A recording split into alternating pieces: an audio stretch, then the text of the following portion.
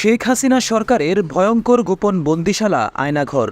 যাদেরকে ক্ষমতার জন্য থ্রেট মনে করা হতো তাদেরকেই দিনের পর দিন আটকের পর নির্মম অত্যাচার করা হতো, গুম করে রাখা হতো এই গোপন বন্দিশালায়। এতদিন যা ছিল একেবারেই লোকচক্ষুর অন্তরালে। কিন্তু ছাত্র জনতার গণ অভ্যুত্থানে একনায়ক শেখ হাসিনার পতন ঘটলে অনেক বন্দী এই গোপন জেলখানা থেকে মুক্ত হচ্ছেন।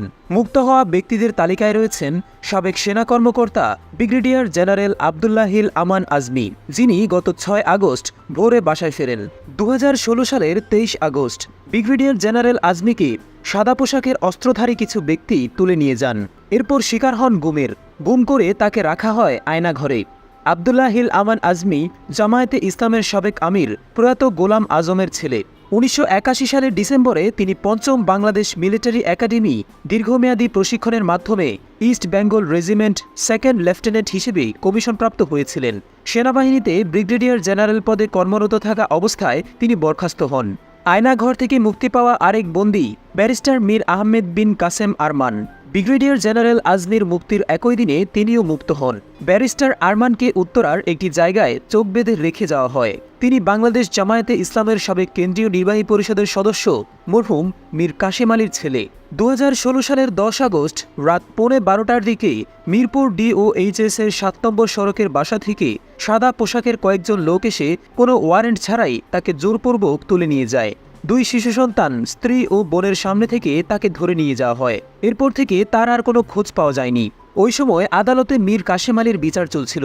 মীর কাশেম আলীর শেষ ইচ্ছে ছিল তার অতি স্নেহের পুত্র ব্যারিস্টার আরমান তার নামাজে জানাজার ইমামতি করবেন। তার শেষ ইচ্ছাও পূরণ করা হয়নি। আয়নাঘর থেকে মুক্ত হওয়া আরেক বন্দী মাইকেল চাকমা। তিনি পার্বত্য চট্টগ্রামের আঞ্চলিক সংগঠন ইউনাইটেড পিপলস ডেমোক্রেটিক ফ্রন্টের নেতা। দীর্ঘ 5 বছর 3 মাস পর অবরুদ্ধ দশা থেকে তিনি 7 আগস্ট মুক্তি পান। মুক্তির দিন ভোরের দিকে চট্টগ্রামের একটি স্থানে তাকে চোখ বাঁধা অবস্থায় ছেড়ে দেওয়া হয়। 2019 সালের 9 এপ্রিল নারায়ণগঞ্জের কাঁচপুর এলাকা থেকে সাংগঠনিক কাজ শেষে ঢাকায় ফেরার পথে এ পাহাড়ি নেতা গুমের শিকার হন। এরপর থেকে তার কোনো হদিস মেলেনি। মাইকেল চাকমাকে উদ্ধারে এবং মুক্তির দাবিতে নানা কর্মসূচি দেওয়া হয়েছিল। অ্যামনেস্টি ইন্টারন্যাশনাল, CHT কমিশন সহ মানবাধিকার নিয়ে কাজ করা ব্যক্তিগণও মাইকেল চাকমার গুমের খবরে উদ্বেগ প্রকাশ করেন। সন্ধান চেয়ে পরিবারের পক্ষ থেকে হাইকোর্টে রিট পিটিশন দাখিল করা হলেও শেখ হাসিনা সরকারের পক্ষ থেকে তাকে উদ্ধারের কোনো পদক্ষেপই নেওয়া হয়নি। ছাত্র গণ অভ্যুত্থানে স্বৈরাচারী আওয়ামী লীগ সরকারের পতন হওয়ার পর তাকে মুক্তি দেওয়া হয়। অতি সম্প্রতি এই 3 জন ছাড়াও গোপন এই বন্দিশালা থেকে আরও 284 জনের ছাড়া পাওয়ার খবর পাওয়া গেছে। কিন্তু এরপরও DGFI এর হেডকোয়ার্টার্সের সামনে ভিড় জমান গুম হওয়া ব্যক্তিদের স্বজনেরা।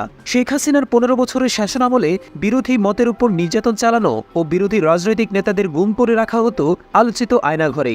বন্দি রাখা অবস্থায় অধিকাংশ সময় শুধু পানি ও বিস্কিট খেতে দেওয়া হতো।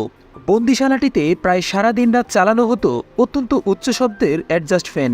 অতি ভয়ঙ্কর এই বন্দিশালার কথা প্রথম জানাজানি হয় সুইডেন ভিত্তিক সংবাদ মাধ্যম মেট্রো নিউজের একটি প্রতিবেদনের মাধ্যমে। সেখানে শেখ মোহাম্মদ সেলিম নামের এক বন্দির জবানবন্দি তুলে ধরা হয়। তার জবানেই উঠে আসে সেখানে রাতেও চালানো হতো অমানবিক নিপীড়ন। অত্যাচারে অনেক রাত তিনি ঘুমাতে পারেননি। আয়নাঘরের আরেক বন্দী সেনাবাহিনীর সাবেক lieutenant colonel Hasinur Rahman. Mirpur DOHS এ নিজ বাসা থেকে তাকে 2018 সালে ধরে নিয়ে যায়। এরপর তিনি প্রায় 18 মাস নিখোঁজ ছিলেন। সাবেক এই সেনা কর্মকর্তার তথ্যমতে এই বন্দিশালায় 30টি সেল বা কক্ষ রয়েছে। গুম হাউসের প্রতি সেকশনে আছে 5টা করে রুম, প্রতি 5টা রুমের সাথে একটা করে বাথরুম। আরও আছে কয়েকটি সাউন্ড প্রুফ কক্ষ যেখানে বন্দীদের নির্যাতন করা হয়।